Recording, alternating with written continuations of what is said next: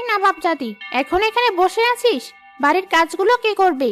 জন্মের পর বাবা মাকে তো মেরে ফেলেছিস, এখন আমাদের ঘরে বসে জ্বালাচ্ছিস। ব্যথা পাচ্ছি চাচি, চুল ছেড়ে দাও। এমন করে কেন বলছো তুমি? আমি তো তোমাদের সব কাজ করে দিয়েছি, শুধু গরুগুলোকে খেতে দিলেই হয়ে যাবে। এখনো কাপড়গুলো পরে আছে, মেয়েটা আমার কাল কি পরে স্কুলে যাবে? বৌমা, ও ছোট মানুষ, এত কাজ একা কিভাবে করবে? তার উপর রান্নাতেও একটু সাহায্য করো না তুমি? মেয়েটার চুল ছাড়ো, এমনিতেই শরীরে জ্বর ওর। দরদ দেখি রূপার জন্য আপনার একটু বেশি। আমার মেয়েকে তো এত ভালোবাসতে দেখিনি। আপনার আর আপনার নাতনিকে বসিয়ে বসিয়ে খাওয়াচ্ছি। মা, তোমার বৌমা তো মন্দ কিছু বলেনি। ভাই ভাবি মরার পর থেকে তোমাকে আর রূপাকে খাওয়াচ্ছি। তুমি জানো একটা পেট চালাতে কত টাকা খরচ হয়?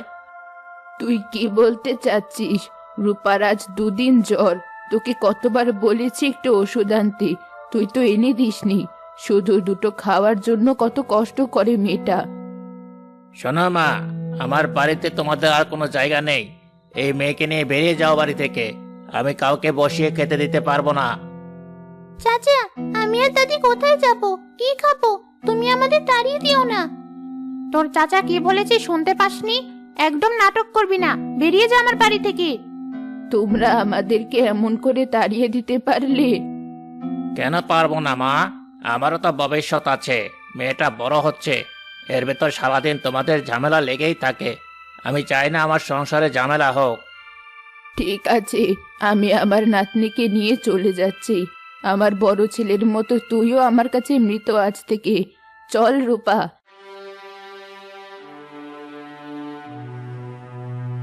দাদি, আমরা কোথায় যাব এবার? কোথায় আবার যাব?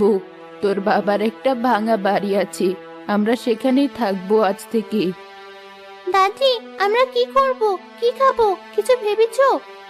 জানি না দিদি ভাই, উপরওয়ালা ঠিক কোনো না কোনো ব্যবস্থা করে দিবেন। এসব নিয়ে চিন্তা করে লাভ নেই।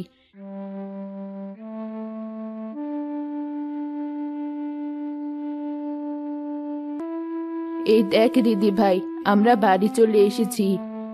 চারদিকে কত ময়লা। এক কাজ করি, ময়লাগুলো পরিষ্কার করে ফেলি। সাবধানে কর দিদি ভাই, অনেক দিন এই বাড়িতে থাকা হয় না, সাপ পোকা থাকতে পারে। ওই তো একটা চারু ওখানে পড়ে আছে, ওটা দিয়ে সব পরিষ্কার করি।